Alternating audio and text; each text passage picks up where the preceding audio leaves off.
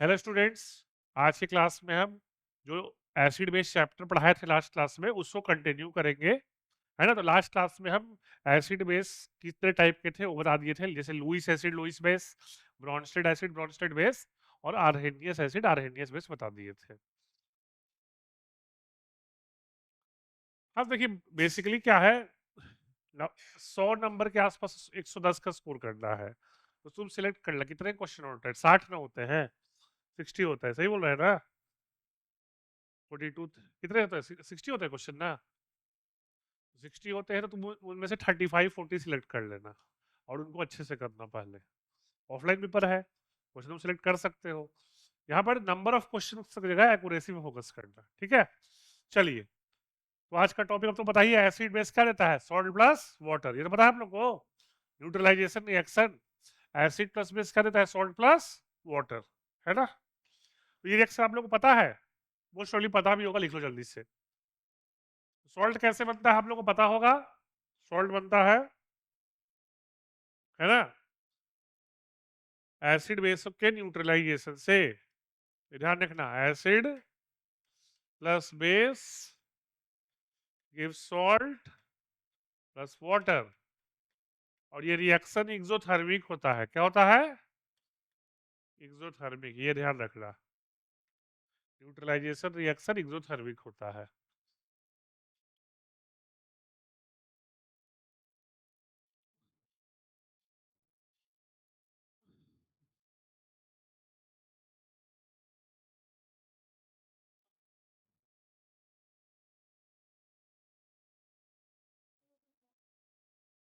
तो जल्दी आओ, जल्दी आओ।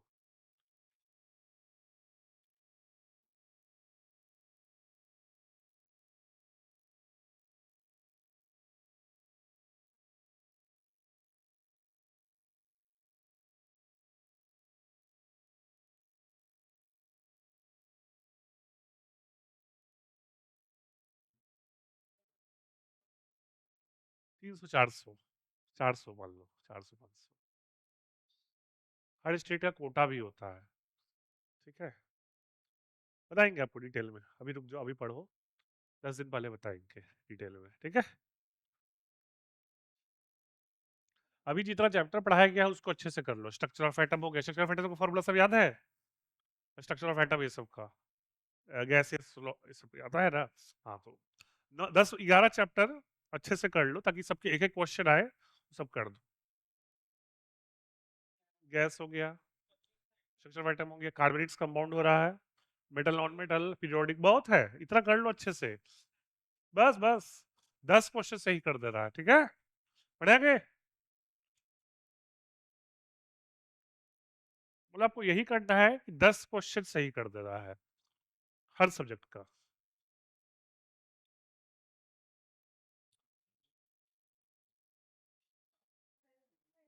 ना, ना, वो तो पेपर पर डिपेंड करता है, मार्क्स पर डिटरमाइन होता है। हाँ, अगर बोलोगे सर पेपर इजी आ गया तो पेपर इजी अगर तुमको खुद ही लग जाएगा, क्योंकि तुम पीवाई क्यू सॉल्व कर रहे हो ना।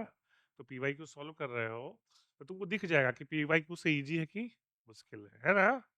अगर तुमको लगेगा कि इजी है पीवाई क्यू से, तो समझना कट ऑफ थोड़ा ऊपर जाएगा। अब पीवाई क्यू तो नहीं है तो कट ऑफ नॉर्मल जाएगा। समझ रहे हो क्या बोला चाह रहा है ना। तुम अगर 4 5 6 साल का पेपर सॉल्व कर लोगे तो आइडिया तो लग जाएगा कि पेपर लास्ट ईयर से आसान है कि मुश्किल है। पढ़े, चलो।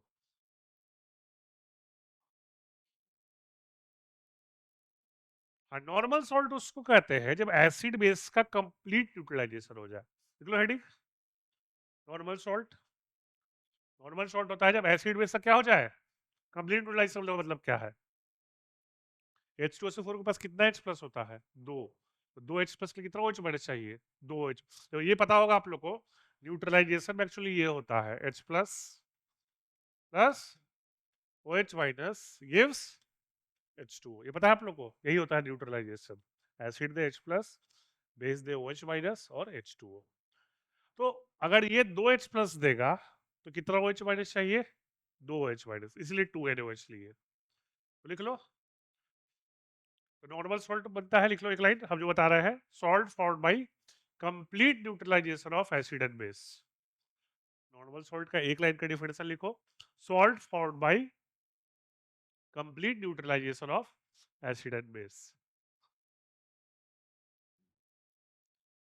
Salt formed by complete neutralization of acid and base. दोनों रिएक्शन लिख लो।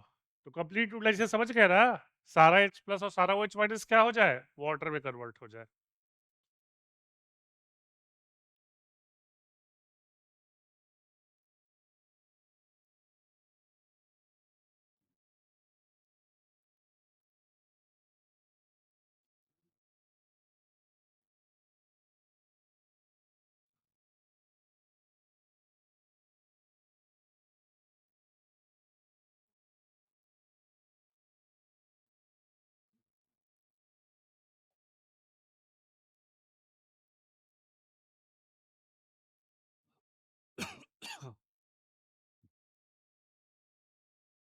हो गया, यह है नॉर्मल सॉल्ट। हाँ, दूसरा है एसिड सॉल्ट। तो एसिड सॉल्ट बच्चे जल्दी समझते हैं, एसिड सॉल्ट मतलब जिसका पीएच क्या हो लेस देन 7। लेकिन नहीं, यहाँ पर एसिड सॉल्ट का मतलब होता है जब एसिड का कंप्लीट न्यूट्रलाइजेशन नहीं हो। फॉर एग्जांपल देखो, H2SO4 कितना H प्लस देता है, तो कितना OH माइनस हो चाहिए, 2। लेकिन यहाँ पर कितना OH माइनस है, 1। मतलब एक H प्लस का न्यूट्रलाइजेशन नहीं हुआ। तो एसिड सॉल्ट का डिफरेंस लिखो, देखो salt which can react with base, लिख लो एसिड सॉल्ट का difference, salt which can react with base.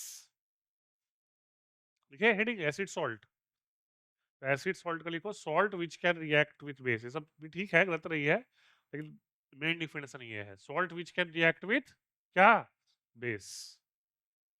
अब जैसे ये एसिड सॉल्ट है, तो रुक जाओ, एक मिनट पहले समझ लो फिर देखो। अब NaHSO4 कैसे ब्रेक करेगा ये बताओ, NaHSO4 कैसे ब्रेक करेगा, बोलिए। Na प्लस और HSO4 माइनस। अब HSO4 माइनस में एक H प्लस और है, तो उसको बेस यानी कि OH माइनस से ट्रीट करो। किसे ट्रीट करो, तो OH माइनस क्या खींच लेगा, H प्लस। तो क्या हो जाए, हाँ H2O प्लस SO4 2। क्लियर, समझ में आया। तो एसिड सॉल्ट उसको कहते हैं जो बेस के साथ रिएक्ट कर सकता है।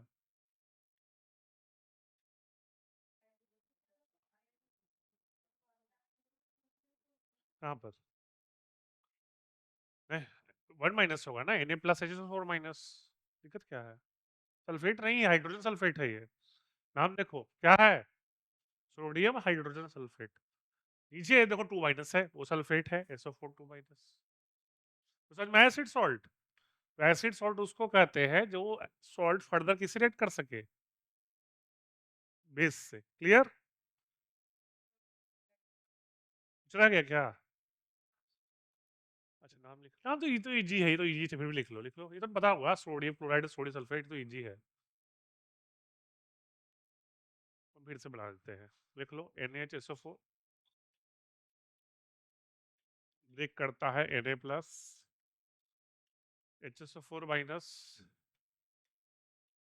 एरो पे OH माइनस, OH माइनस क्या हटा देगा, H प्लस।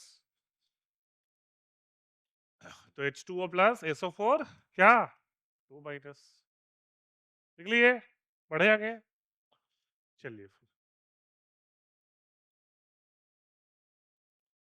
हाँ बेसिक सॉल्ट ठीक, इसका क्या होगा बोलो उल्टा, वो किसी रिएक्ट करता होगा एसिड के साथ।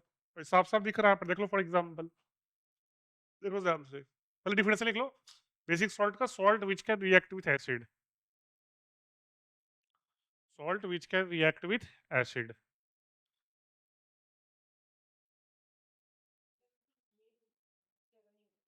7 क्यों होगी,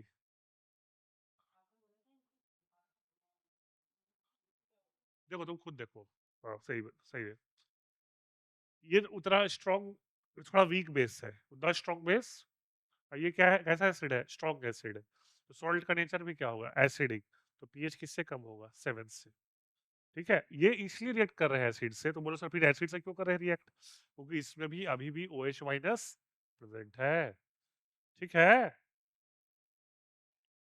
चलो बताएंगे हम क्या, ये हम फोर्ट्रिक OH है, देखो इसमें OH माइनस अभी भी ना है। एसिड मतलब तुम सोच रहे हो एसिड वो वाला है, नॉर्मल एसिड सोच रहे हो, ये एसिडिक है, पीएच लेस देन 7 है, समझ रहे हो? पीएच लेस देन 7 है। हम समझाएंगे तुमको आगे। हाँ, वो बॉन्डिंग के बाद बोले, इसके बाद नेक्स्ट क्लास में क्या स्टार्ट करेंगे? बॉन्डिंग, ठीक है? नोट कर लिए? हाँ हाँ होंगे। बॉन्डिंग लास्ट, इसे उसको लास्ट में पढ़ाएंगे। इधर बॉन्डिंग हो जाएगा 10th वाले में, शायद कार्बोनेट्स का, बस काफी है, उतना कर लो आराम से। 11-12 क्वेश्चन सही हुए। हाँ हाँ, बढ़ जाएंगे।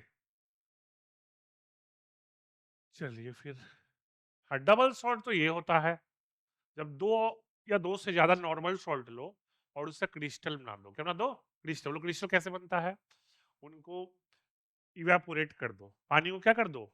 इवेपोरेट कर दो, और फिर टेम्परेचर क्या कर दो? कम कर दो, तो क्रिस्टल बन जाता है। क्या बन जाता है? क्रिस्टल। तो ये ले, तो पोटेशियम, ये सुने हो, पढ़े हो कभी, सुने हो कभी? इसको फिटकिरी कहते हैं। फिटकिरी हिंदी में। अच्छा, कभी पापा के साथ सैलून गए हो? सैलून गए होंगे पापा के साथ, आप लोग को तभी नहीं आया है। अगर पापा जब सेविंग करवाते होंगे सैलून ये सब में भी गए होंगे तो देखते होंगे जो सेविंग करता बार्बर है, वो सेविंग करने के बाद कुछ रब करता है, हाँ आइस वाला, हाँ आइस वाला कह सकते हो। आइस नहीं होता, वो एलम होता है, समझ गए? आइस नहीं होता वो, वही होता है। देखो ना, देख लो डबल सॉल्ट, दोनों का फॉर्मूला याद रखना। दो का एटलीस्ट याद रखो, दो का चारों याद रखो, मेटलर्जी है, ये चारों लिख लो, डायरेक्ट आ सकते हैं क्वेश्चन, डायरेक्ट फॉर्मूला ही आ जाएगा, समझ गए?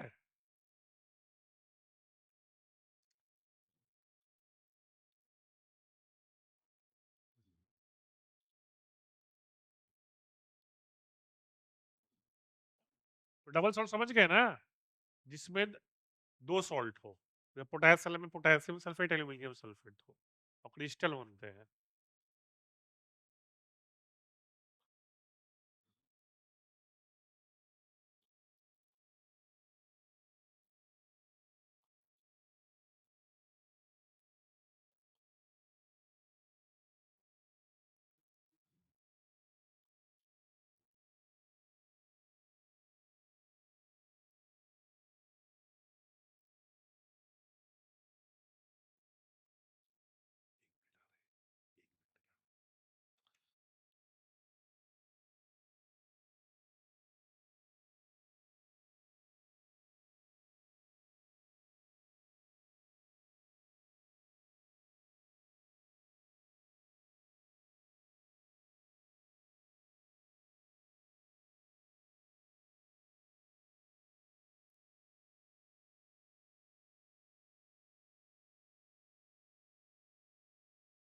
आठवीं टेम्परेचर कम कर दिए तो क्रिस्टल बन गया।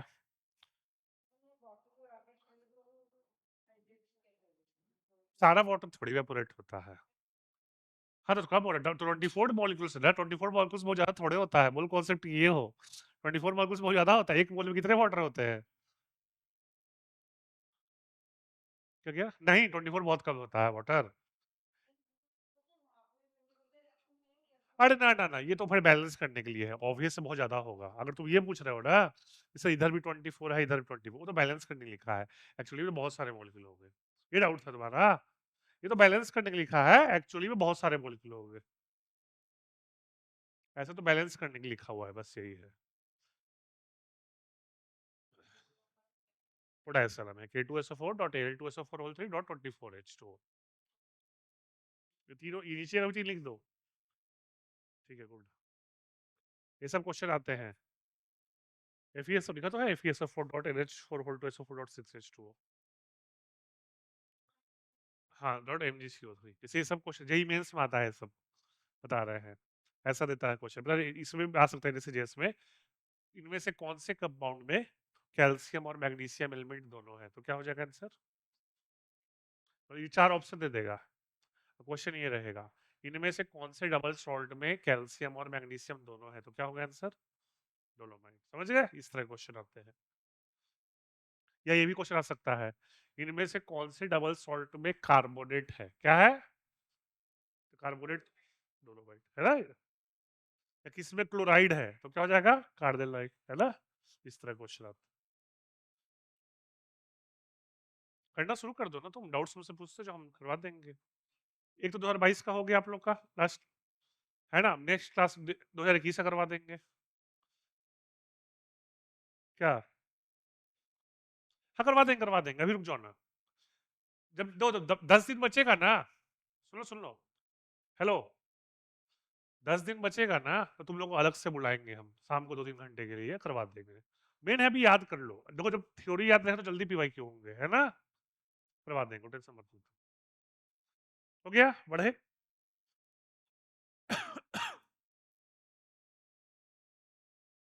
चलिए, मिक्स सॉल्ट तो ये होता है, देख लो, मिक्स सॉल्ट का मतलब लिख लो। मिक्स सॉल्ट का सिंपल डिफरेंस लिखवाते, लिख लो, 1 एसिड प्लस 2 बेस, समझा देंगे। और क्या होता है, गेस करो। 2 एसिड प्लस 1 बेस, ज्यादा भी हो सकता है, अभी यही रखो। देखो क्या एग्जाम्पल क्या है, देख लो बोर्ड पे, ये देखिए आप, H2SO4 कितना H प्लस देगा, तो उसके लिए कितना OH माइनस चाहिए, 2। तो हम 2 डिफरेंट बेस ले लिए, एक ले लिए NaOH और एक ले लिए KOH।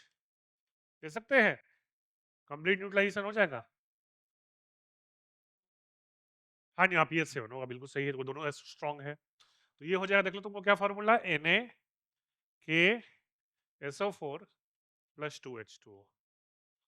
ये समझ में आया? पहले बताओ, ये जो इक्वेशन लिखे समझ में आया आपको? देखो 2H प्लस दिया तो 2H माइनस चाहिए, तो 2H माइनस हम डिफरेंट बेस से ले आए। ऐसा होता था Na2SO4 या K2SO4, यहाँ Na के ले लिए हम, ठीक है। अच्छा, इसका उल्टा भी देख लो, यह है कैल्शियम हाइड्रोक्साइड, क्या है, कैल्शियम COH होल्ड ट्वाइस, तो कितना OH माइनस है, कितना OH माइनस है, तो कितना H प्लस चाहिए, 2। तो एक होता है HCl और एक होता है HOCl। HOCl कहते हैं हाइपोक्लोरस एसिड को, हाइपोक्लोरस एसिड को, हाँ, इसी का नाम HCl तो पता है, हाइड्रोक्लोरिक एसिड। इसका फॉर्मूला होता है CaOCl, इसको कहते हैं ब्लीचिंग पाउडर, क्या कहते हैं?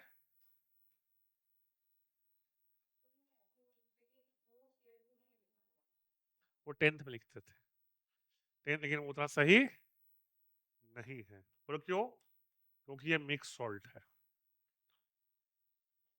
फर्क तो, फर्क ऑक्सीडेशन से पढ़े हो कि नहीं पढ़े हो अभी आप लोग? चलो बता देते हैं, अभी इसे नोट कर लो, फिर तुम्हारे क्वेश्चन का आंसर तुरंत मिल जाएगा। ऑक्सीडेशन स्टेट पढ़ चुके हो ना? अभी देखो तुम्हारे क्वेश्चन का आंसर मिल जाएगा। हाँ, लिख लो इसको पहले।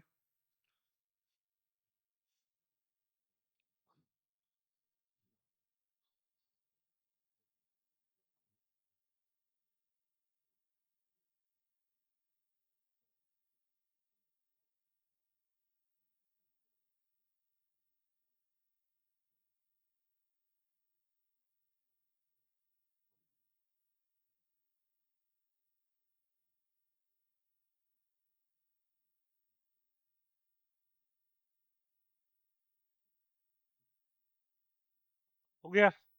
चलिए देखिए क्या फर्क पड़ता है, पहले ये लिख लिया ब्लीचिंग पाउडर। अब देखो क्या फर्क पड़ता है।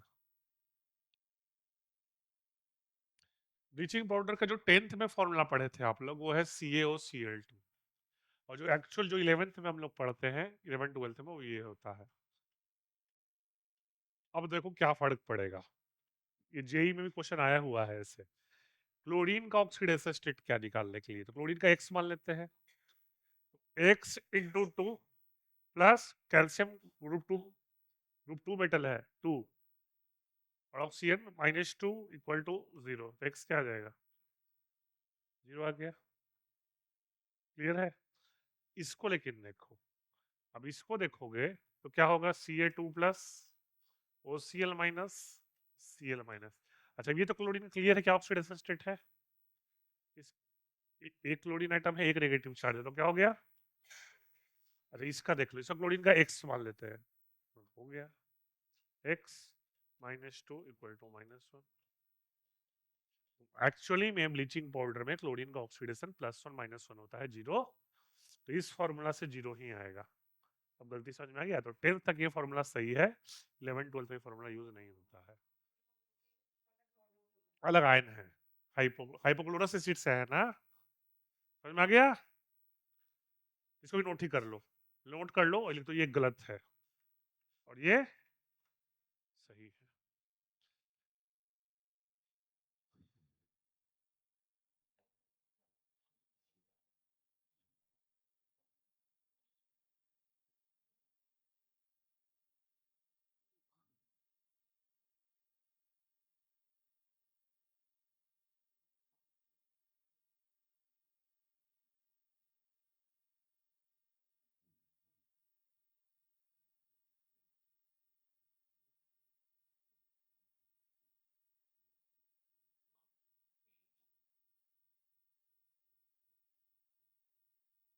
हो गया,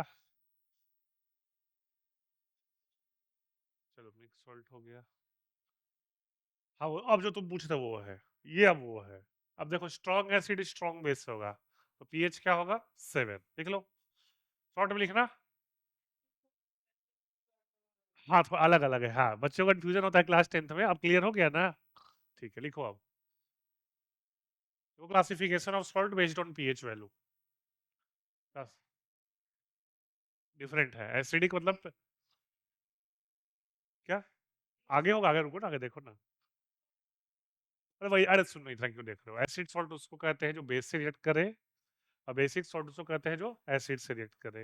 लैंग्वेज में मत जाओ, हम समझ रहे हैं, अरे दोनों के लिए सेम वर्ड यूज करते हैं, हम समझ रहे हैं कंफ्यूजन, वर्ड सेम है, मीनिंग सेम नहीं है, वर्ड सेम, ठीक है ना। नहीं नहीं, बस हेडिंग लिखो फिर बताते हैं। न्यूट्रल सॉल्वेंट लिखना, salt of strong acid and strong base, और एग्जांपल लिख दो, और पीएच इक्वल टू 7, या pH equal to pOH equal to 7, बस ये लिखना है। न्यूट्रल सॉल्ट लिखना है, salt of strong acid and strong base, और एग्जांपल्स लिख दो बस। वो जो तुम बोल रहे हो तुम लोग ना, ये 11 12th बच्चों का कंफ्यूजन होता है काफी, सर 10th में तो ये पढ़ाए थे अब ये पढ़ा रहे हो, लेकिन क्या करोगे, क्वेश्चन में तुम देख लेना, क्वेश्चन में जो एग्जांपल देगा ना उसमें क्लैरिफाई कर देगा, समझ रहे हो, क्वेश्चंस में कंफ्यूजन नहीं रहेगा तुम लोग को।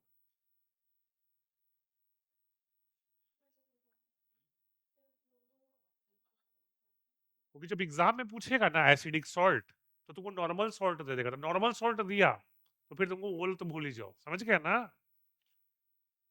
फिर पीएच वाला पूछ देगा। लिख दिए फर्स्ट, नॉर्मल सॉल्ट लिख दिए। अब देखो एसिडिक सॉल्ट है तो ऑब्वियस है एसिड क्या होना चाहिए स्ट्रॉन्ग, और बेस क्या होना चाहिए वीक, तो लिख लो strong acid, salt of strong acid है वीक बेस, और चूंकि एसिडिक सॉल्ट है तो क्या लिटमस इफेक्ट होगा, ब्लू लिटमस क्या हो जाएगा, बोलो, रेड। एग्जांपल लिख लो, जैसे हम वो तो सब कलर अच्छे करता है ना, वो ठीक है, वो तो जरूरत नहीं है अभी, बता देंगे, अभी इसको देख लो ना, बता देंगे, इसको देख लो, अलग से क्वेश्चन पूछ लेना।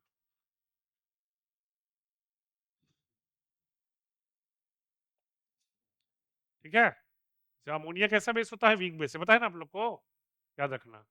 और HCl कैसा एसिड होता है, स्ट्रॉन्ग एसिड, इसका पीएच होगा <7, याद रखना। Salt of strong acid and weak base, pH <7, और ब्लू लिटमस को रेड कर देता है, दोनों एग्जांपल लिख लो।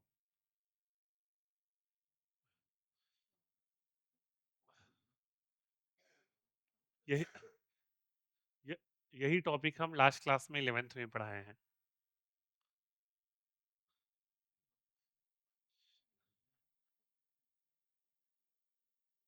वही चल रहा है आयनिक इक्विलिब्रियम, उनका 11th वालों का, ये आयनिक का ही ना पार्ट है, 10th में एसिड बेस देता है, लेकिन 11th में ये किस में आता है, आयनिक इक्विलिब्रियम में। हाँ, बता देंगे, ठीक है, ये टॉपिक पूरे डाइवर्ट हो जाएगा। हो गया, ठीक है।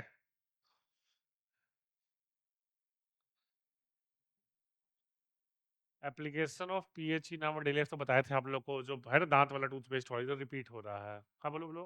हाँ ये रख गया, हाँ ये हो गया।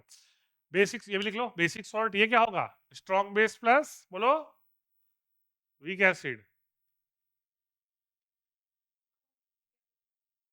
नहीं, उसमें strong acid plus weak base होगा।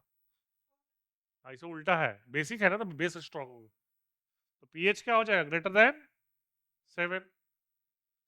और ये क्या कर देगा, रेड लिटमस सॉल्यूशन को ब्लू। एग्जांपल लिख लो, Na2CO3 K3PO4। ये भी लिखवा देते हैं कि Na2CO3 किसका सॉल्ट होगा, तो ये होगा, लिख दो, NaOH प्लस H2CO3।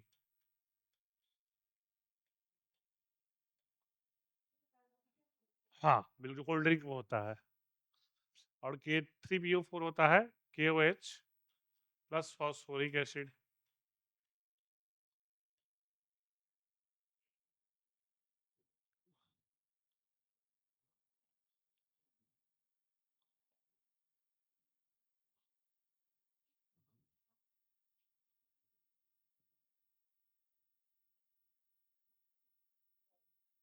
हो गया, बढ़ जाए, नहीं, रुक जाते हैं।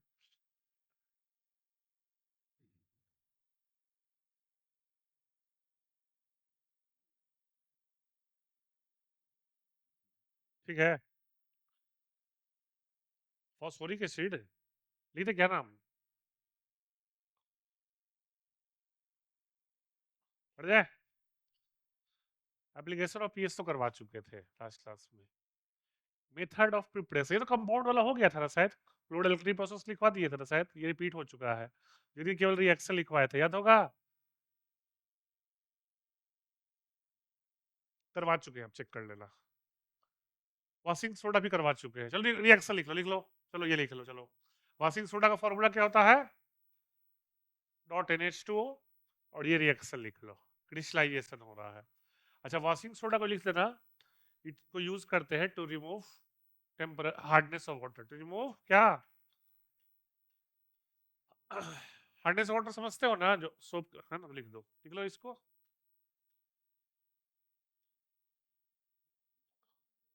ए नोट करो, वॉशिंग सोडा का फॉर्मूला होता है Na2CO3.10H2O। केमिकल फॉर्मूला क्या हो बताओ, सोडियम कार्बोनेट डेकाहाइड्रेट। डेका मतलब 10H2O, पढ़े होगे मैथ्स में, डेकागोन है ना, ऑक्टागोन, नोनागोन, डेटा है ना, डेकागोन।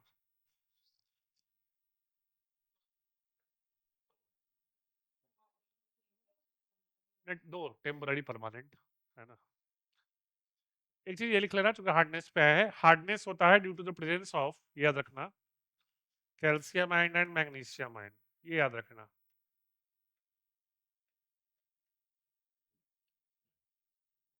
हार्डनेस ऑफ वाटर, कैल्शियम और हाँ हाँ हाँ, उस पे भी है, ये लिख लेना।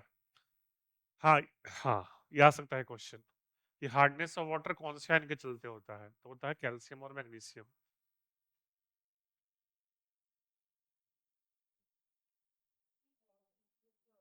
डॉट मतलब व्हाट क्रिस्टल फॉर्म में जुड़ गया है। अभी लिख लो, एक मिनट होते हैं।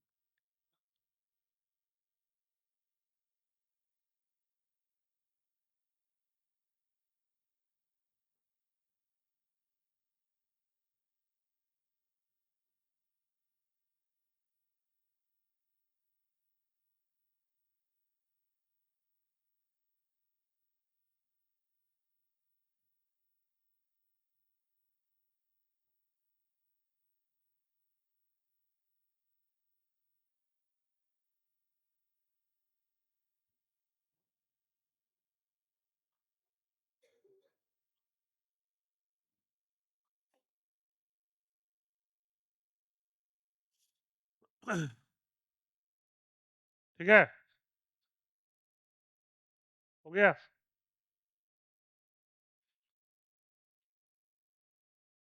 बेकिंग सोडा तो बताए थे, उसको यूज करते हैं, के सब पढ़ा चुके हैं सब, चलो रिएक्शन लिख लो केवल, रिएक्शन लिख दो केवल। अरे इसको कहते हैं सॉल्वे प्रोसेस, याद रखना, क्या कहते हैं, सॉल्वे प्रोसेस। हम याद है, एक दिन केवल रिएक्शन पढ़ाए थे, आप लोग को याद होगा, नहीं याद है तो वीडियो देख लो, उसी दिन पढ़ाए थे ये सब।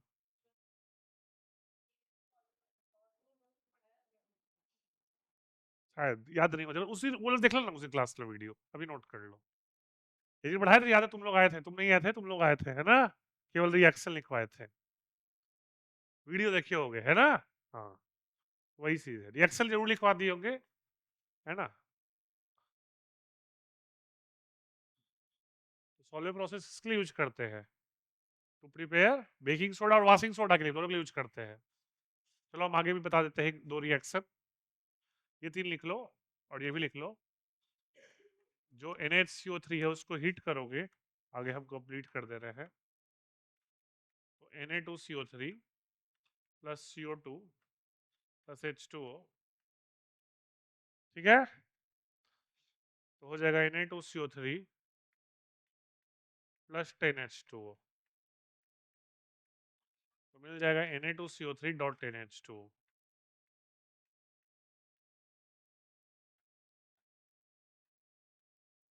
ये वाशिंग सोडा बना दिया। ये तीन से ये बेकिंग सोडा हो गया, ये क्या हो गया? Baking soda. उससे फर्दर वाशिंग सोडा ही बन गया। तो याद रखिएगा, सॉलिड प्रोसेस से बेकिंग सोडा वाशिंग सोडा दोनों बना सकते हो, ठीक है। सॉलिड प्रोसेस से बेकिंग सोडा ही बना सकते हो और आप वाशिंग सोडा भी।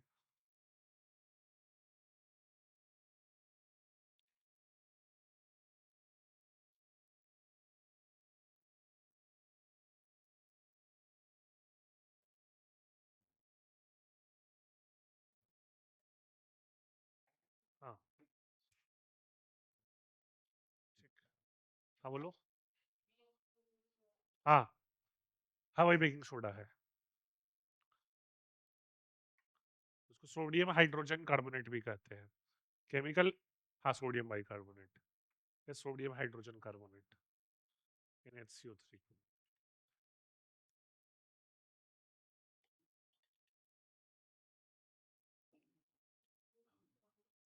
हाँ, NaCO3 को। इसको क्या कहते हैं, तो अभी पढ़े, इसको क्या कहते हैं? वाशिंग सोडा, कार्बोनेट डेकाहाइड्रेट, है ना। तो याद रखना, सॉल्वेंट प्रोसेस से दोनों बनता है, बेकिंग सोडा भी और वाशिंग सोडा भी। नाम ही है बेकिंग सोडा, तो केक ये सब बनाने में यूज होता है।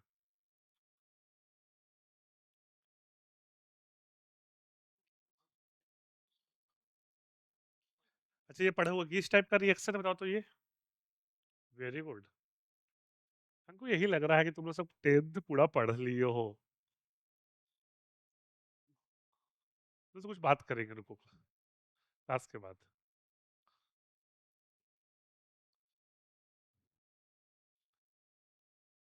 पढ़ चुके हो ना पूरा 10th? बचा क्या अब कार्बोनेट्स का अमाउंट पढ़ लो तो बचेगा क्या? क्या? हाँ,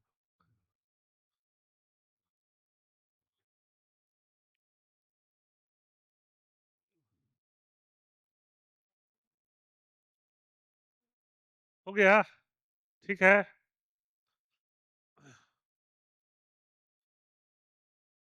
हो गया।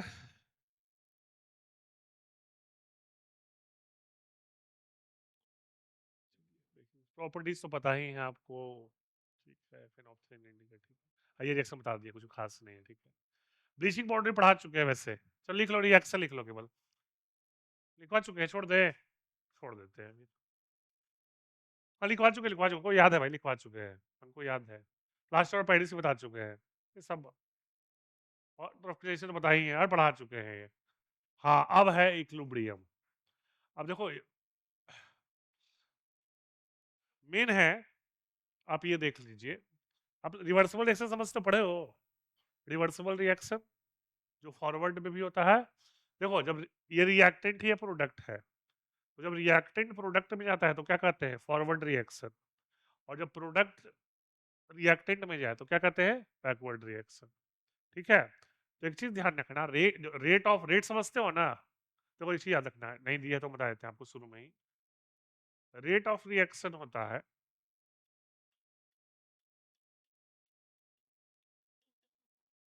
डेल्टा। डेल्टा समझते हो ना, चेंज, है ना। डेल्टा आप सोच लो, concentration of reactant upon time, अच्छा यहाँ माइनस होगा, या delta product upon time. Rate of reaction क्या होता है? Change in concentration of reactant upon time, या change in concentration of product upon time. अच्छा बोलो सर यहाँ माइनस साइन क्यों दे दिए हो, खुद सोचो। जैसे जैसे टाइम बीतेगा रिएक्टेंट का कंसंट्रेशन घटेगा, और चेंज क्या होता है, फाइनल माइनस, तो चेंज क्या हो जाएगा, नेगेटिव। तो नेगेटिव को क्या बनाना है, आई क्या लगा देंगे, समझ में आ गया। ठीक है, तो हेडिंग लिखो लॉ ऑफ मास एक्शन, पहले स्टेटमेंट लिख लो, स्टेटमेंट लिख लीजिए, ये इंपॉर्टेंट है। रेट ऑफ रिएक्शन का डिफिनेशन लिख लेना।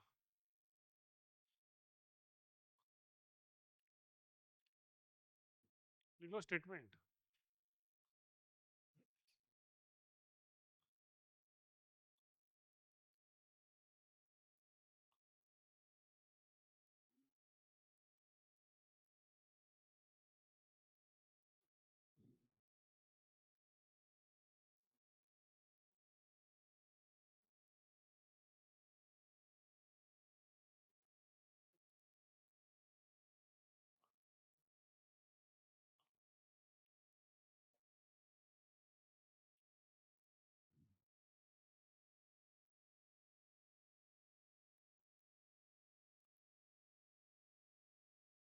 ये लिखना रेट ऑफ रिएक्शन का भी। रेट ऑफ रिएक्शन क्या होता है, change in concentration of reactant upon per unit time, या change in concentration of product per unit time. अच्छा ये आर मतलब क्या होता है, गेस करो आर क्या है मतलब, हेलो, या आर मतलब, पी मतलब प्रोडक्ट है ना।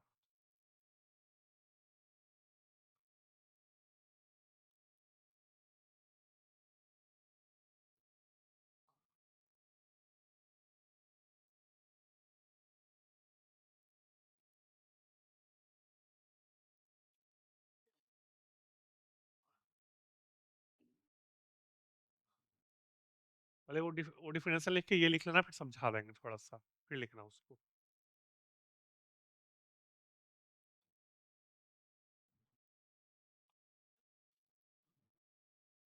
अब वो लिख लो रेट ऑफ रिएक्शन का definition, change in concentration of reactant.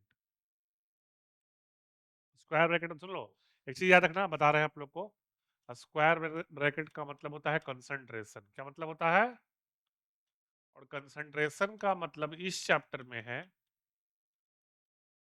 Moles per litre, moles, तो मोल्स पर लीटर क्या होता है, मोलैरिटी, मोलैरिटी याद रखना। इस चैप्टर में कंसंट्रेशन का मतलब होता है मोलैरिटी।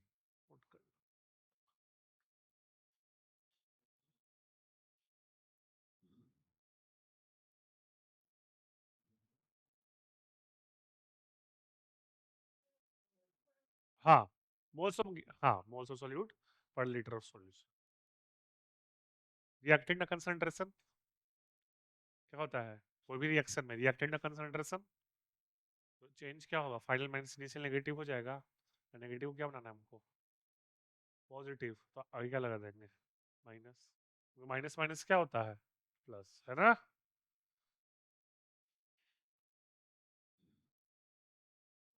ठीक है, हाँ रुक जाओ, अभी रुक जाओ, अब बताना है फिर लिख छाप लेना।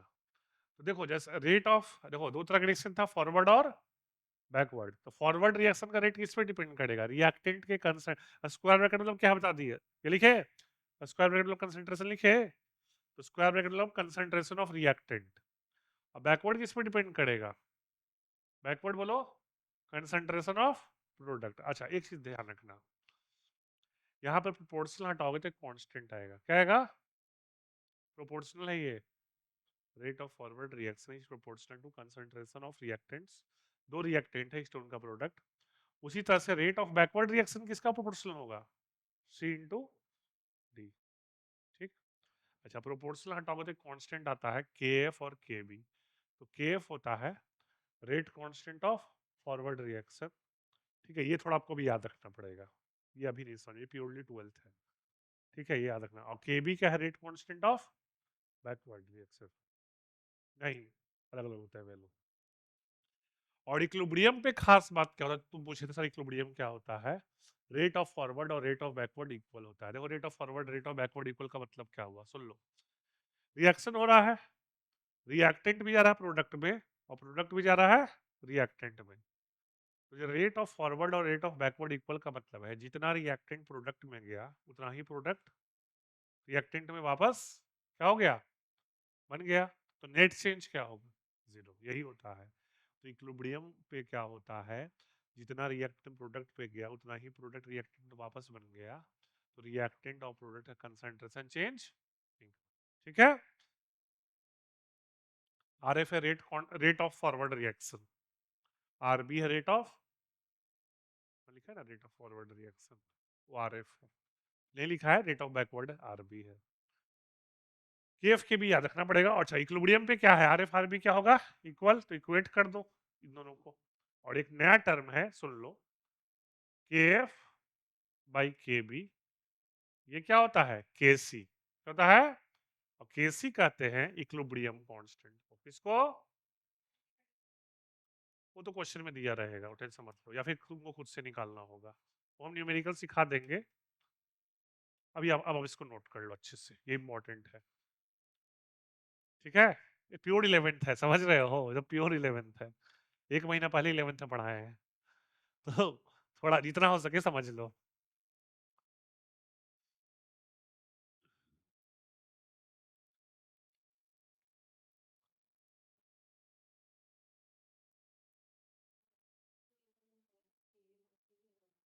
अलग होता है वैल्यू, होता है अलग। हम बताएंगे, अरे पढ़ाएंगे ट्वेल्थ में, अभी याद कर लो ना कि, अरे नहीं नहीं, सब पढ़ोगे ट्वेल्थ में, अभी नहीं समझ पाओगे, मान लो ना अभी नहीं सेम होता है ना।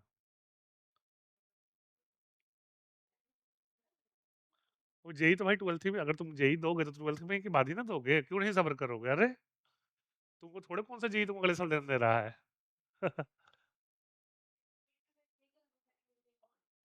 भाई उसमें साफ साफ लिखा रहता है उसमें कि जिस साल बोर्ड से अपीयर करोगे उसी साल देना होता है,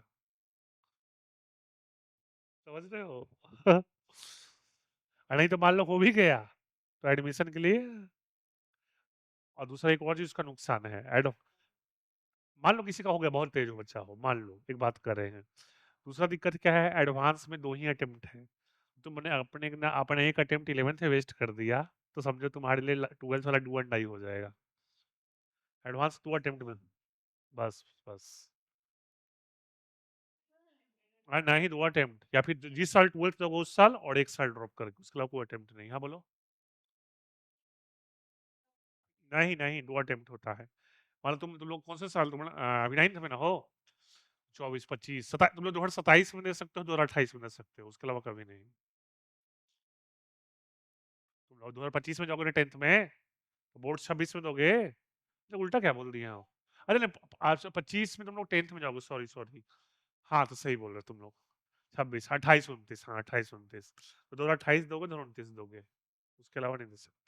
तो कोई बच्चा मान लो तुम्हारी तरह होशियार 27 ही में दे दे 11th में ही, तो वो 29 में एलिजिबल नहीं होगा। मतलब हाँ, जो नहीं, नॉट एलिजिबल, बोर्ड का मार्क्स मांगता है ना, जब जब कॉलेज जाओगे ना, ड्यूरिंग एडमिशन मांगता है। हाँ कंजिक्यूटिव ईयर से, वही है उनका रूल। हो गया, नहीं भी दोगे तो काउंट हो जाएगा। जैसे मान लो कोई बच्चा सोचे कि हम ट्वेल्थ में मेरा प्रिपरेशन बहुत अच्छा नहीं है, हम नहीं देंगे, उससे मतलब नहीं है, जिस साल तुम्हारा बोर्ड अपीयर कर रहे हो वो ऑटोमेटिक काउंट हो जाता है।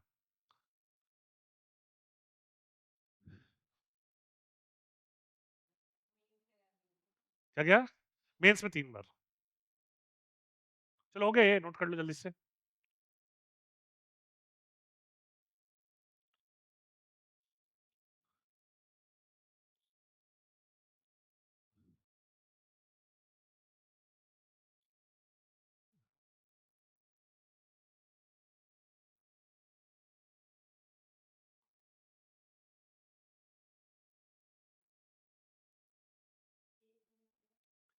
के तो इक्विलिब्रियम कांस्टेंट है, लिख लो। सी मतलब कंसंट्रेशन है, सी मतलब क्या है, कंसंट्रेशन, ये जो सी है मतलब कंसंट्रेशन।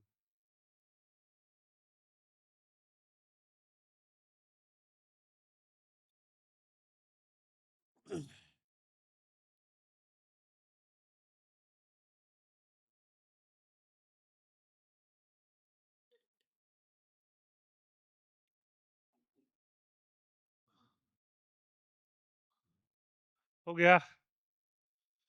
ठीक है।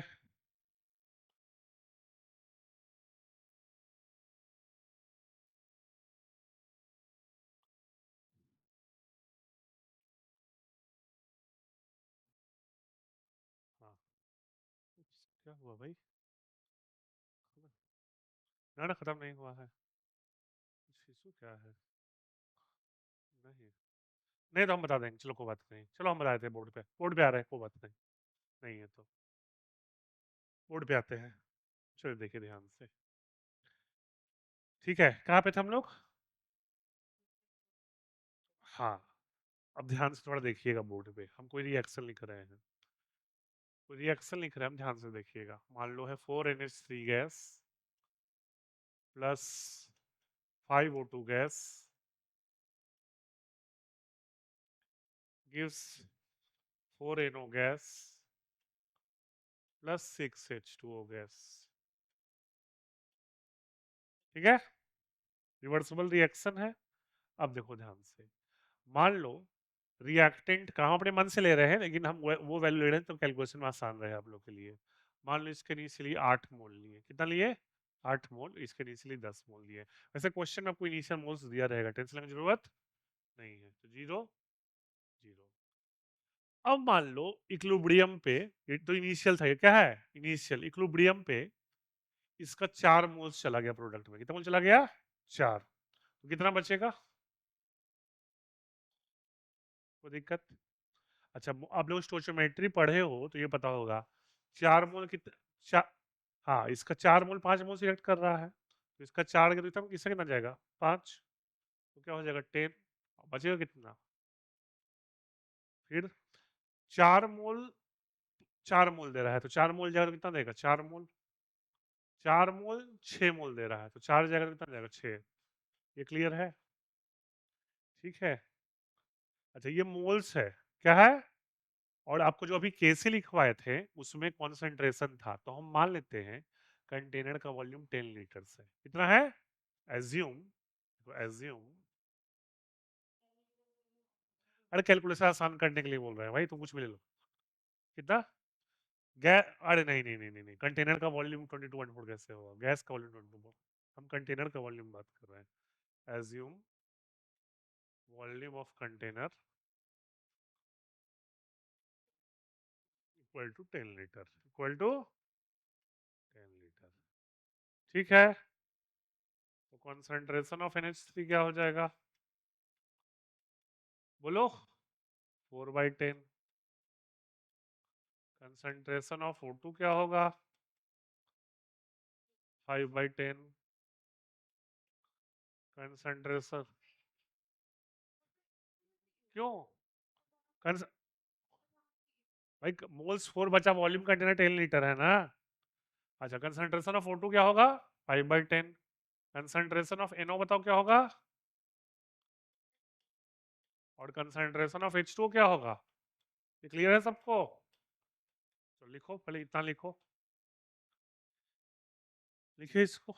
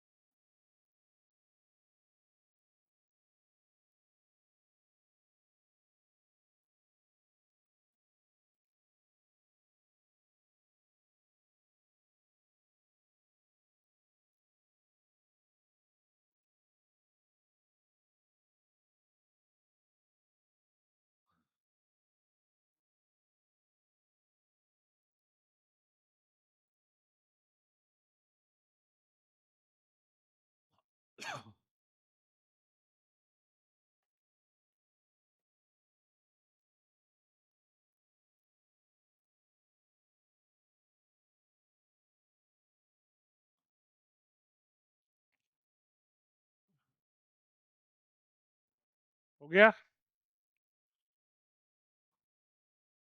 ठीक है,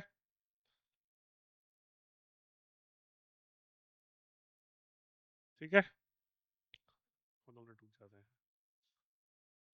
अब जब कंसंट्रेशन निकाले तो अब क्या निकालेंगे हम लोग, केसी। क्या लेंगे, केसी लिखे थे ना, इक्विलिब्रियम कांस्टेंट, वो निकालेंगे। तो ये तुम ये देख लो, केसी का हम एक्सप्रेशन देखो क्या होगा। अच्छा, वो जो इक्वेशन लिखे थे आप लोग डेरिवेशन वाला, उसमें रिएक्टेंट प्रोडक्ट का इक्वेशन कोफिशिएंट 1 था, बैलेंस में 1 था ना। यहाँ कोफिशिएंट 4 है, 6 है, 4 है, 5 है। ध्यान से देखना, कंफ्यूज नहीं होना। तो केसी होगा, ध्यान से देखो, कंसंट्रेशन ऑफ NO का पावर 4, तो कोफिशिएंट पावर में आता है, याद रखना। H2O का पावर प्रोडक्ट अपॉन रिएक्टेंट होता है। बोलो फिर।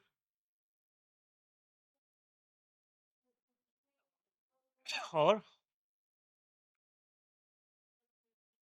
वैल्यू पुट कर दो, हम सॉल्व नहीं करेंगे, वैल्यू पुट कर दो आप। 4/10 का पावर 4, 6/10 का पावर 6,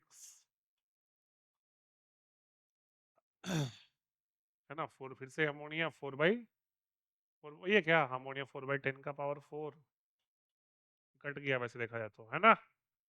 और इधर क्या हो जाएगा, O2 का 5/10 का पावर 5। ठीक है, समझ में आया। तो याद रखना, कोफिशिएंट बैलेंस इक्वेशन में कोफिशिएंट जाता है पावर में, नोट कर लो।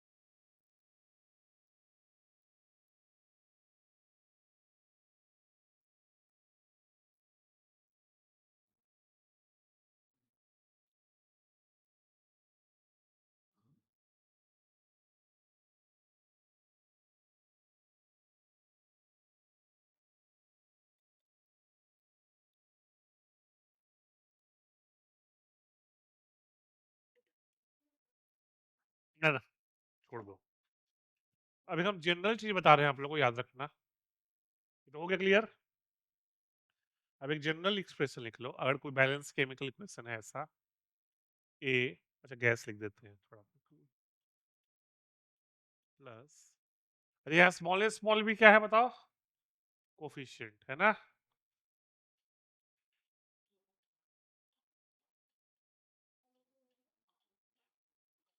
चलो ये लिख लिए। तो यहाँ केसी का एक्सप्रेशन बताओ तो क्या होगा, सुन लो, हेलो। केसी का एक्सप्रेशन क्या होगा बोलो तो जरा सा, बताओ खुद से सोच, बोलो। वेरी गुड,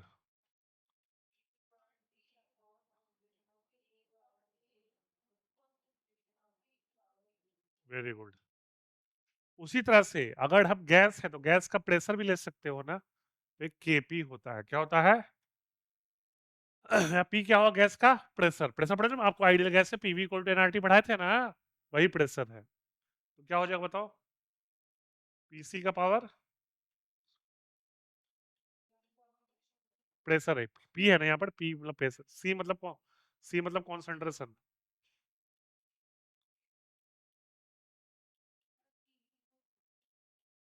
इसको नोट कर लो, ठीक है। अरे इसमें अलग से नोट कर लो, उसको गंदा क्यों कर रहे हो, इसको अलग से नोट कर लो।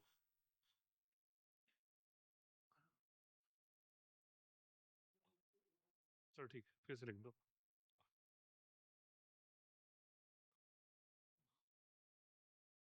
नोट कर लो।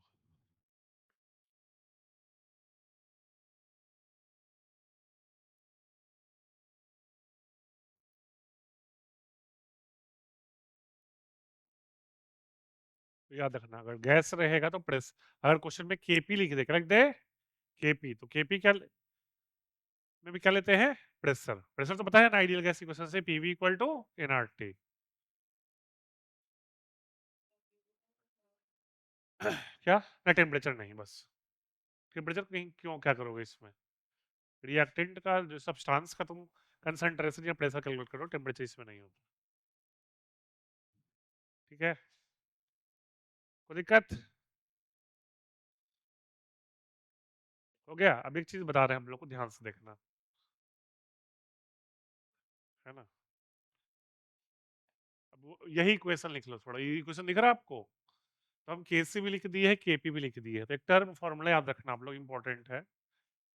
अगर कोई एग्जाम में केपी और केसी के बीच रिलेशन पूछे तो याद रखना, ये फॉर्मूला केपी इक्वल टू होता है केसी इंटू आर टी का पावर डेल्टा एन जी। देखो डेल्टा एन जी क्या होता है, तुम देख लो। प्रोडक्ट में क्या है, कोफिशिएंट का सम, बोलो। स्मॉल सी प्लस माइनस ए प्लस बी। अरे डेल्टा एन जी का मतलब है प्रोडक्ट में कोफिशिएंट का सम माइनस रिएक्टेंट में कोफिशिएंट का सम। हाँ, एन बाई वी कंसंट्रेशन, बिल्कुल। बस बस वही वही चीज, वही उसी से है, उसी से है, उसी से है। तुम सुन लो, डेल्टा एन जी है प्रोडक्ट में जो कोफिशिएंट है ना उनका सम माइनस रिएक्टेंट में। एक एग्जांपल लिख के दिखा देंगे, ठीक है।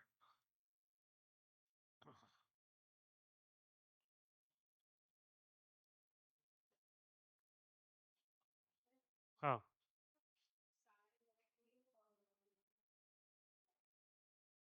ये तो देखना मुश्किल होगा बहुत। पूरा 11 12 का थोड़ा दे सकते हैं, समझ रहे हो? ये तो काम तुम ही कर लो अच्छे से, समझ रहे हो? हमको, मेरे पास है फॉर्मूला सेट, लेकिन पूरा 11 12 का है, तुमको पीके यूज करने में दिक्कत हो जाएगा। अरे रुक जाओ भाई, चल देखेंगे। ये हो गया, ठीक है।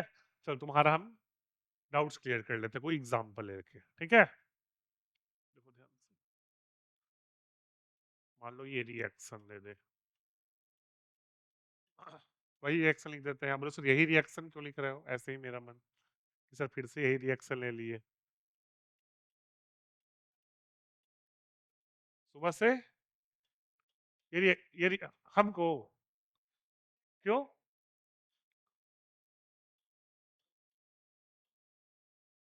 चल देखो, अब देखो केपी इक्वल टू होगा के सी इंटू आर टी का पावर, और डेल्टा एन जी क्या होगा बोलो? 4 + 6 9। तो के सी इंटू, तुम 1 बोले थे, आज डायरेक्ट आंसर बोल दिए थे, वो तो हम 10 - लिख रहे थे ना। लड़ते रोते रहो, चल नोट करो, नोट करो, रो भाई, नोट करो, नोट करो। अरे हम 10 - पूछे थे ना, तो 10 - 1 कैसे होगा? तो बोले सर डायरेक्ट आंसर बोल रहे हैं हम। चल नोट करो।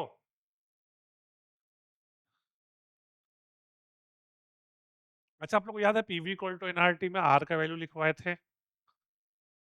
हाँ, याद है। अब यहाँ पे भी एक चीज लिखवाएंगे, वही चीज है। रुक तो जाओ, रुको पहले, पहले इसको नोट करो। हाँ हाँ हाँ हाँ। अरे लिखो, लिखो ध्यान से, पहले लिखो ना इसको, इसको लिखो।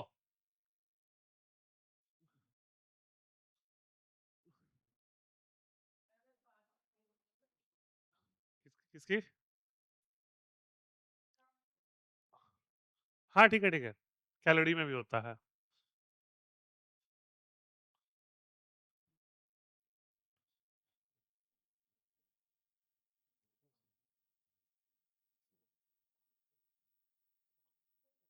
हो गया, ठीक है, पढ़ जाए। अब एक चीज बता रहे हैं हम लोग को, याद रखना, एक चीज रंग बिरंगे पेन से लिख लो, इंपॉर्टेंट है, या स्टार मार्क करके, नहीं है रंग बिरंगा पेन तो लिखो। इन एक्सप्रेशन ऑफ केपी और KC, in expression of KP और KC, we do not consider we do not consider pure solid और pure liquid. We do not consider pure solid और प्योर लिक्विड। देखो मतलब क्या है इसका? नहीं नहीं, मतलब क्या? मतलब है कि उसको कंसीडर ही नहीं कर, देखो बोर्ड पे जैसे कैल्शियम कार्बोनेट है ना? ये क्या होता है सबको पता है। आयरन सॉलिड होता है, सॉलिड है, ये भी सॉलिड है, और CO2 गैस। तो बोले केपी का एक्सप्रेशन क्या होगा, तो केपी में सिर्फ होगा PCO2। सॉलिड से को मतलब नहीं होता, ये याद रखना, यही चीज है। आपको बोले केसी क्या होगा, गेस करो। कंसंट्रेशन ऑफ सॉलिड से को मतलब, ये याद रखना, ये टर्म इंपॉर्टेंट है। उनका 1 हो जाता है एक्चुअली में, मान लोगे, ठीक है ना, है ना। तो या फिर तुम पूरा 11th आगे पढ़ो, बता देंगे, समझ रहे हो। हम समझ, तुम पॉइंट जेन्युइन है तुम्हारा। हाँ, है ना, ठीक है, हम पढ़ा सकते हैं ऐसा नहीं, लेकिन फिर पूरा टॉपिक डाइवर्ट हो जाएगा, है ना। आपको हम इक्विलिब्रियम, केमिकल इक्विलिब्रियम 11th में 5 क्लास में पढ़ाए थे, अब तुमको यहाँ हम थोड़ा सा पढ़ा दे रहे हैं, समझ रहे हो। उतना क्लास हमारे पास है ही नहीं। हो गया, ये ध्यान रहेगा। तो प्योर सॉलिड प्योर लिक्विड को कंसीडर नहीं करना, ध्यान रहेगा, क्वेश्चन में अगर आएगा तो कर लोगे। लिख लिया इसको। हाँ, अब एक चीज लिख लो फिर से, इंपॉर्टेंट है। कहाँ पर? हाँ ठीक है, क्या दिक्कत है, वो तो बताना था हमको। हाँ, अब एक चीज देख लो, देखो वैल्यू ऑफ आर, देखो वैल्यू ऑफ आर,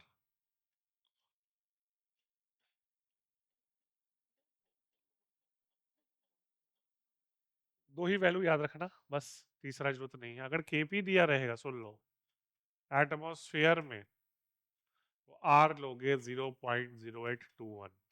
अच्छा, ये तो आपको हम बताया था, टेम्परेचर हमेशा कौन सी यूनिट में होता है, टेम्परेचर हमेशा कौन सी यूनिट में होता है, केल्विन, ये याद रखना। और अगर केपी बार में रहेगा, तो आर लेना 0.0831, बस यही दो वैल्यू याद रखो। अब लोग सर क्या होगा अगर एग्जाम में पास्कल में दे दे, तो उसको इसमें कन्वर्ट कर देना। देखो ये याद रखना, कन्वर्सन 1 बार इक्वल टू होता है 10⁵ ठीक है, 1.013 बार, ये याद रखना। अगर एग्जाम में पास्कल में देगा ना केपी, तो किससे डिवाइड कर दोगे, 10⁵ से, तो किसमें आ जाएगा, बार में, और पुट कर देना। अरे लिख लो भाई, इतना तुम बताए थे, तुम भूल गए। 1 एटमॉस्फेयर होता है 1.013 बार, ठीक है, आप उसे कन्वर्ट कर लो, और क्या, ठीक है। आर की भी वैल्यू में यही चीज हुआ है। हाँ, वो जूल में था, वो जूल वाले इससे मत यूज करो, यहाँ दो ही वैल्यू बोल दो। अगर ऐसा यूनिट लोग पास्कल दिया है तो किसमें कन्वर्ट कर दो, बार में। हम पहले बता रहे हैं उसमें कुछ गड़बड़ी है, इसीलिए लिख पा रहे हैं, समझ गए। एक्चुअली तुम बता ही देते हैं क्या है ना, फिर तुम्हारे मन में से मेरा कोई डाउट नहीं, बता रहे हैं। मोलैरिटी क्या लिखते हो, मोलैरिटी यूनिट क्या होता है, मोल पर लीटर। वो जो तुम R इक्वल टू 8.314 लोगे, वो ऐसा यूनिट है। तो वॉल्यूम का ऐसा यूनिट लीटर नहीं है, क्या है, तो वो मोल पर मीटर क्यूब में आ जाएगा। तुमको मोलैरिटी को मोल पर मीटर क्यूब में कन्वर्ट करना पड़ेगा, तो कॉम्प्लिकेशन होता है, समझ गए, समझ में आ गया ना। हम लोग मोलैरिटी मोल पर लीटर में लेते हैं, लेकिन उसमें मोल पर क्या लेना पड़ेगा, जो कि गड़बड़ है, समझ गए थोड़ा। हाँ, इसीलिए बोले कि डायरेक्टली पास्कल को इसमें कन्वर्ट कर दो, बार में। अब क्लियर हो गया, ठीक है।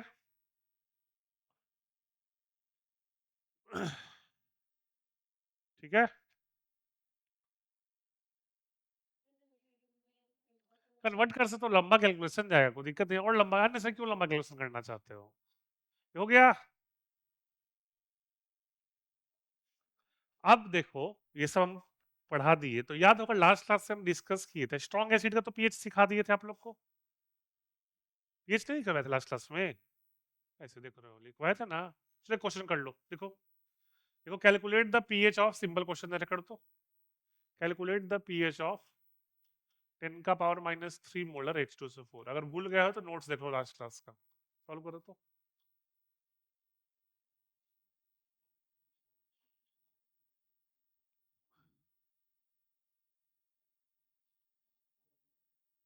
देख लो कोई बात नहीं,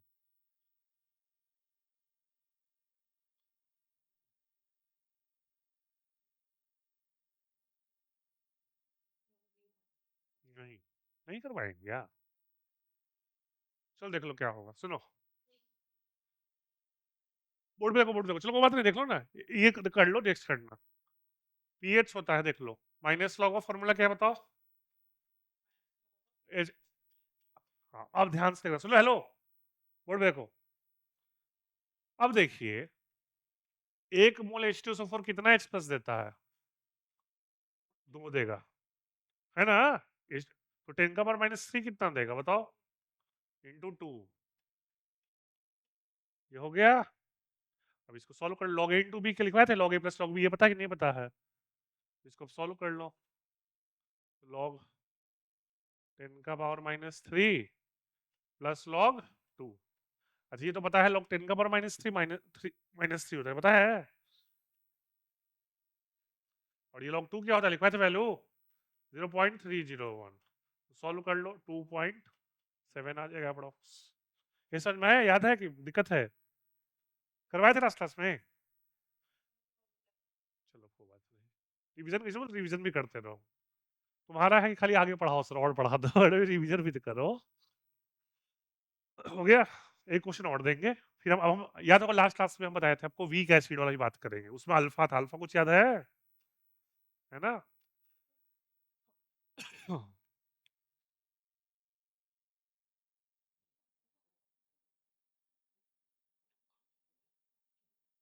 मोलैरिटी निकलने आता है ना आप लोग को?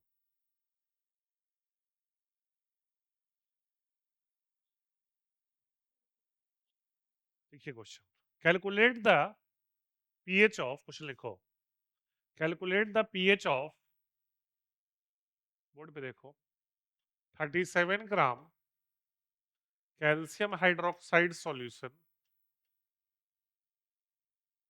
Calculate the pH of 37 gram calcium hydroxide solution. देखो, volume of solution equal to 10 litre, volume of solution equal to 10 litre. आपके लिए भी इतना आसान कर दे रहे हैं, कैल्शियम का मास लिख दे रहे हैं और ऑक्सीजन का वो दिया रहता है उसमें भी। चलो ठीक है, करो। हाँ, दिया रहता है। हाँ हाँ, बोले मोलैरिटी निकालना है, क्या निकालना, सुनो हम देते हैं। पहले मोलैरिटी निकालो, फिर पीओएच, फिर पीओएच बेस है, बेस का पीओएच निकालोगे, और फिर पीओएच निकाल लोगे तो 14 में से माइनस कर दो, सॉल्व करो। करो फिर, डायरेक्ट पीओएच निकालो, फिर पीएच निकाल देना, मोल मोलैरिटी।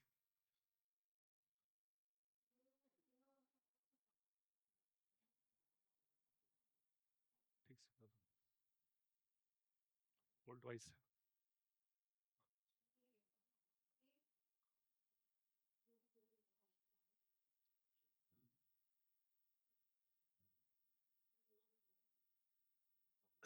मोल्स 1/2 आया होगा, है ना?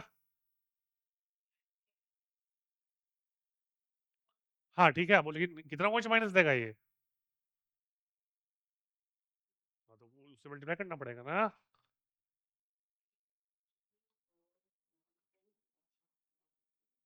माइनस लॉग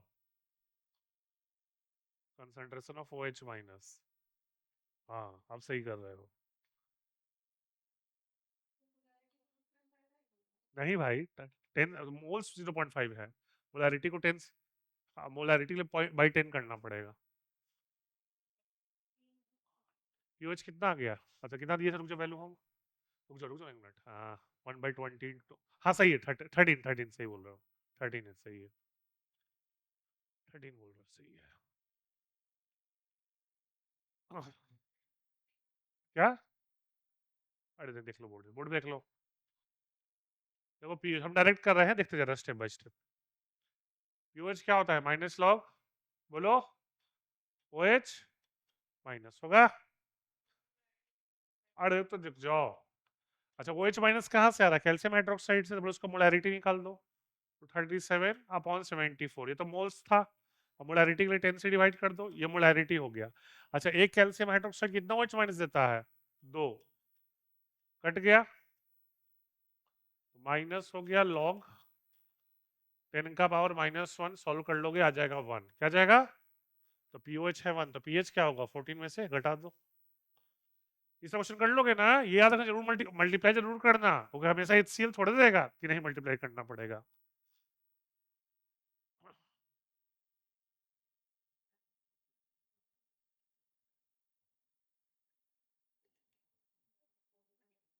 रुक जाओ, अभी वीक एसिड का कहाँ बताएं, वीक एसिड का बता दो तो फिर डिस्कस कर देंगे।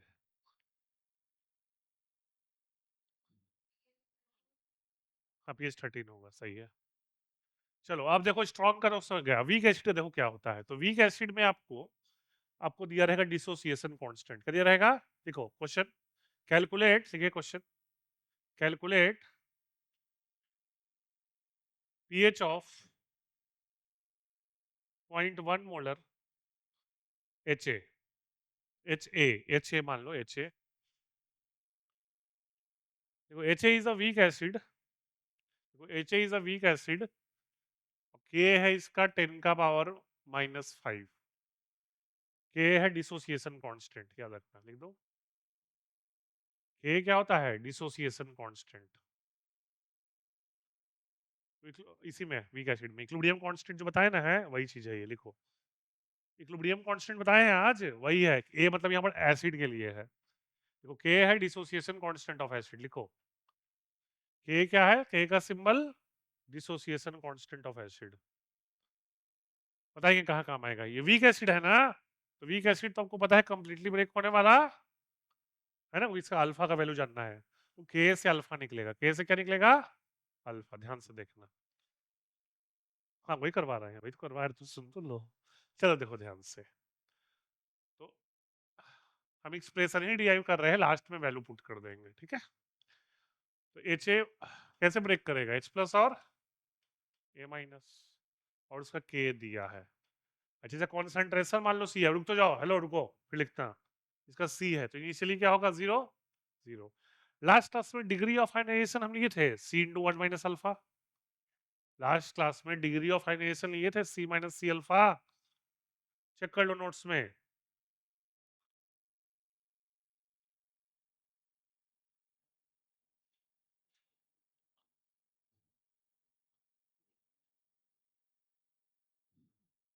चलो नहीं करवाए तो कोई बात नहीं, चलो बता देते हैं, चलो कोई बात नहीं, लो ना, बता देते हैं।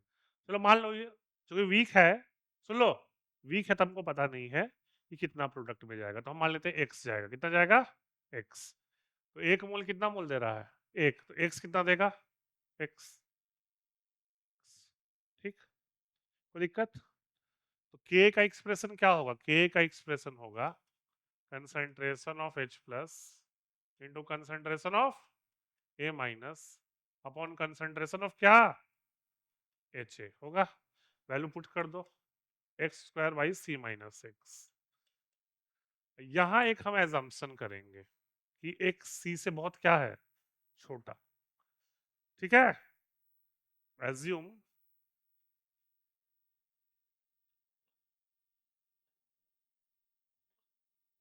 है ना, C is greater than x, क्योंकि बिना नहीं एज्यूम कर तो क्या सॉल्व करना पड़ेगा? मैथ से पढ़े हो, क्वाड्रेटिक सॉल्व करना पड़ेगा, क्योंकि केमिस्ट्री में अवॉइड करेंगे, कोई बहुत बेकार कैलकुलेशन आ जाता है। ये हो गया। अब देखो, ये वैल्यू तो लिख ली था ना k का 10⁻⁵ आप लोग।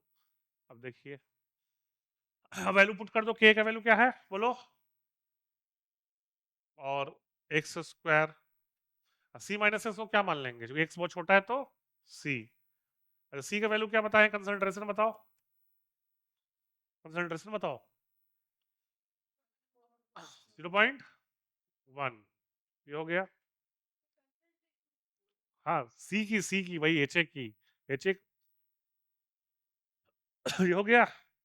x² सॉल्व कर लो तो क्या हो जाएगा? 10⁻⁻⁶। तो x क्या आ जाएगा? सॉल्व कर लो तो 10⁻⁻3 मोलर होगा। तो H+ का कंसंट्रेशन क्या है? x, x क्या गया? 10⁻⁻3, तो pH क्या हो जाएगा बताओ? -log ऑफ, वैल्यू पुट कर दो, 3 आ जाएगा। आ गया? समझ में आ गया वीक एसिड कैसे करते हैं? बस एक चीज लिख लो बॉक्स में, ये तभी होगा। अल्फा पढ़ाए थे लास्ट क्लास में, को भी नहीं याद है आप लोग को? अल्फा पढ़ाए थे, डिग्री ऑफ आयनाइजेशन, देख लेना घर जाके, हम पढ़ाए थे, देख लेना, है ना। नहीं तो अल्फा होता है, कितना गया, एक्स, कितना था, एक्स बाई सी। तो अल्फा होता है एक्स बाई सी। तो जो हम नेग्लेक्ट किए हैं वो तभी एप्लीकेबल होगा जब अल्फा 0.1 से क्या हो, छोटा। ठीक है, इसको लिख लेना। अगर सुन लो, तो यहाँ पर एक्स क्या आया है, 10⁻³ हम सी कितना लिए हैं, 1। तो 10⁻⁻, चेक कर लेते हैं, अल्फा हो जाएगा 10⁻³ अपॉन 0.1, तो 10⁻²। तो हमारा जम्पशन क्या है, सही है। ये अगर अल्फा 0.1 से बढ़ा गया तो फिर हमारा मेथड क्या हो जाएगा, तो फिर क्या सॉल्व करना पड़ेगा, कोई ऑप्शन। तो क्वाड्रेटिक सॉल्व करना पड़ेगा, तो फिर बाद में क्वेश्चन करना, तो बहुत ज़्यादा लंबा टाइम हो जाएगा। ये समझ में आ गया, नोट कर लो। अल्फा होता है डिग्री ऑफ डिसोसिएशन, बताए थे लास्ट क्लास में। तुम लोग पढ़ के नहीं आते हो क्या, पढ़ लेना, आगे बढ़ाने का फायदा ही क्या हो जो पूरा नहीं भूल गए हो सब।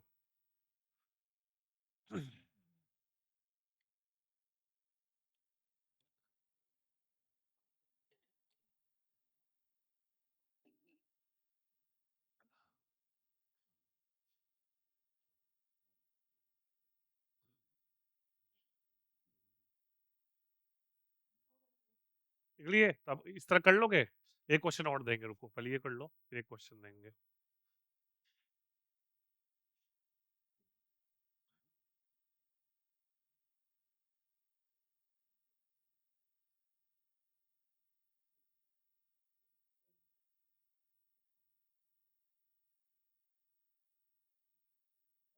हो गया, अल्फा निकाल लिया, अल्फा कितना आया, अच्छा अल्फा भी लिख लो, लिख लिए अल्फा, अल्फा भी लिख लो, एक्स बाई सी, ये जरूर लिखो,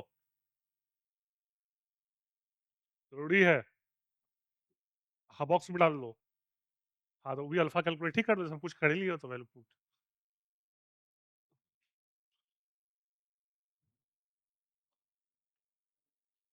ठीक है, लिखो। इसी तरह का, इसी का चचेरा भाई है।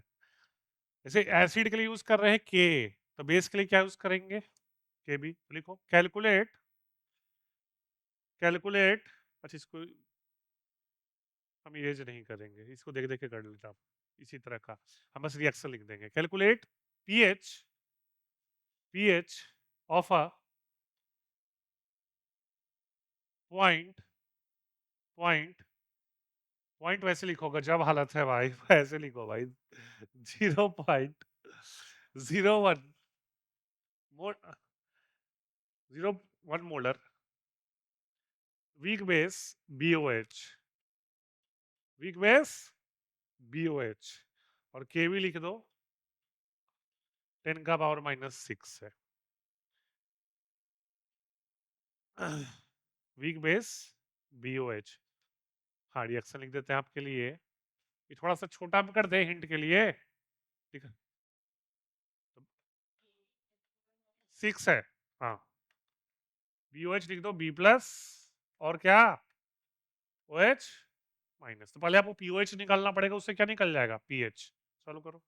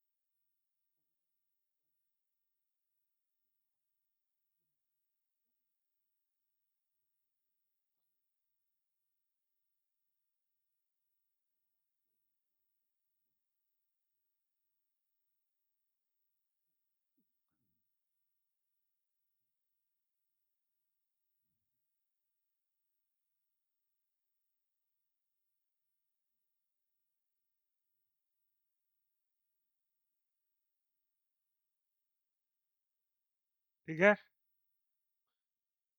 तो POH 4 आया होगा ना, PH क्या होगा, बोलो, 10 हो जाएगा। आ गया सबका दोनों का 4।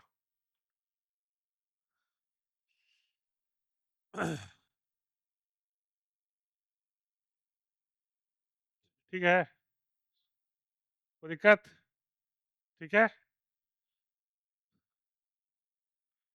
ठीक है, तो फिर है ना, तो के बी वाले क्वेश्चन हो जाएंगे, वीक एसिड वीक बेस वाले। ठीक है, आज इसको यहीं पे एंड करते हैं आज क्लास। ठीक है, नेक्स्ट क्लास में फिर मॉर्निंग स्टार्ट करेंगे। ठीक है।